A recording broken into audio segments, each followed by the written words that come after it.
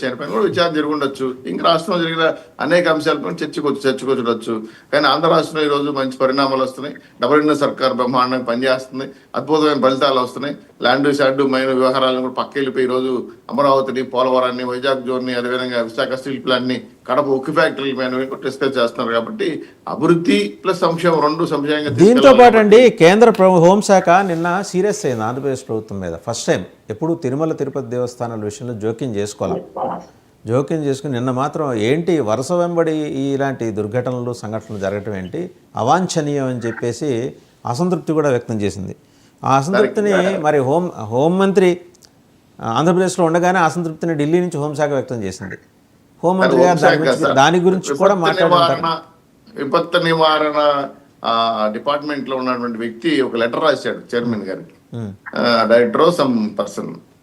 మాకు ఆ లెటర్ చూసి కొంత మేము వెంటనే వస్తున్నాం, సమీక్ష చేస్తున్నాం అని చెప్పి చైర్మన్ లెటర్ రాస్తే యంత్రం ఒకసారి అవలికి పడ్డది. యంత్రం ఇది హోంశాఖ నుంచి విపత్తు నివారణ కేంద్రం డిపార్ట్మెంట్ వాళ్ళు రాశారంటే కేంద్రానికి తిరుమల తిరుపతి దేవస్థానానికి ఏ సంబంధం లేవు.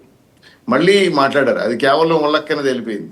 చివరికి ఆ అధికారికి చెప్పారు కూడా, అయ్యా బాబు మీకు మాకు సంబంధం లేదు, టీటీడీ అటానమస్ బాడీ, ఇక్కడ జరిగే విషయాలపై ఇక్కడ సమీక్ష చేస్తారు, దీనిపైన మీరు వచ్చి సమీక్ష చేయాలంటే ఆయన ఒక చిన్న సారీతో సరిపెట్టుకొని నాకు తెలియదండి డిజాస్టర్ మేనేజ్మెంట్ నుంచి నేను సలహా డిస్కస్ చేయదలుచుకున్నాను, అందుకోసం రావాలనుకున్నాను అంటే రండి తప్పలేదు. కానీ మీరు అధికారితంగా వచ్చి తనిఖీ చేసేంత అధికారాలు కేంద్రానికి తెలుగుదేశం పార్టీ కాదు సరే టీడీడీ ఇవ్వడం లేదని చెప్పి మీకు గుర్తుందా జాగ్రత్తగా 2014-16 మధ్య చంద్రబాబు గారు ముఖ్యమంత్రిగా ఉన్న సమయంలోనే కేంద్ర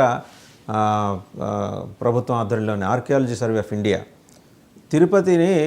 తిరుమలని స్వాధీనం చేసుకోవాలని ప్రయత్నం చేసి చాలాసార్లు మంతనాలు జరిపింది. రాష్ట్ర ప్రభుత్వం ప్రొటెస్ట్ చేసింది. ఏ మాట కామాట మనం ఈరోజు చంద్రబాబు గారిని అప్రిషియేట్ చేయాలి.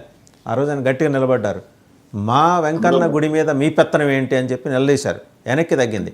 మళ్ళీ ఏమైనా కేంద్రం కన్నేస్తుందంటారా తిరుపతి మీద ఈ సాకులు చూపించి? సార్ దేవాలయాలన్నీ కూడా అటానమస్ బాడీలు, హిందూ సంరక్షణ కేంద్రాలు, వాటి మీద ప్రభుత్వ యొక్క అజమాయిషీలు అనేది నాకు తెలిసి 99% అందరూ ఒప్పుకోరు. అవి ఒక సంస్థలుగా ఒక ఆధ్యాత్మిక కేంద్రాలకు వెదజల్లుతున్నాయి. వాటికి స్వేచ్ఛ, అదే వాటికి సంబంధించిన హిందూ ధార్మిక సంబంధించిన శాస్త్రాల ప్రకారం కొన్ని పరిమితులు ఉంటాయి. వాటి మీద ప్రభుత్వాలు, పాలక మండలి కూడా కాదు సార్, సేవా మండలి అనడం మంచిది, సో పాలక మండలి కూడా కరెక్ట్ కాదు. సో ఈ విధంగా వాళ్ళు ఎంటర్ కావడం అనేది కొంత ఇబ్బందికర కలిగిస్తుంది. కాబట్టి ఇక్కడ కూడా గవర్నమెంట్ అనేది దేవాలయాల్లోకి రావడం అనేది మనం వ్యతిరేకిస్తున్నాం. దానికి మంచి పద్ధతి కూడా కాదు. అలాగే శబరిమలై కావచ్చు, లేదంటే ఇంకొక కుంభమేళా సంఘటనలు కావచ్చు, లేదా ఇంకొక విచిత్రమైన సంఘటనలు ఏమైనా జరిగినప్పుడే కానీ నష్టం వస్తే ఏదైనా కేంద్ర రాష్ట్ర సహకారాలు తీసుకుంటారు. కానీ అటానమస్ బాడీ లాంటి తిరుపతి దేవస్థానాలు సేవ మండలి అన్ని చూసుకుంటుంది.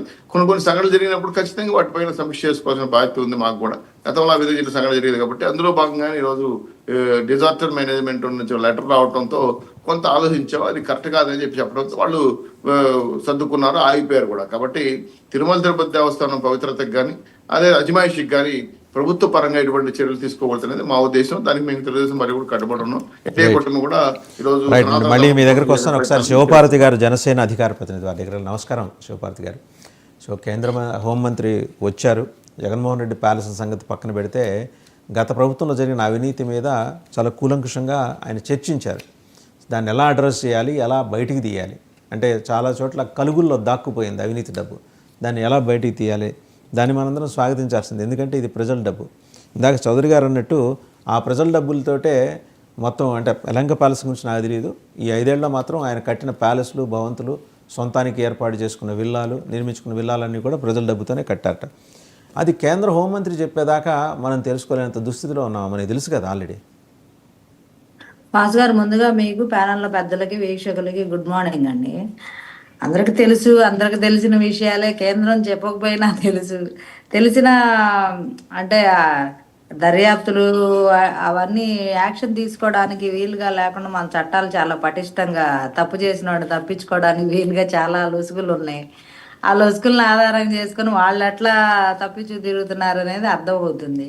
కాకపోతే ఏంటంటే కేంద్రం బీజేపీ గవర్నమెంట్ ఉన్నప్పుడు గతంలో ఎవరైతే ముఖ్యమంత్రులుగా రాష్ట్రాల్లో, మిగతా రాష్ట్రాల్లో కూడా ముఖ్యమంత్రుల మీద ఇలాంటి అవినీతి ఇది వచ్చినప్పుడు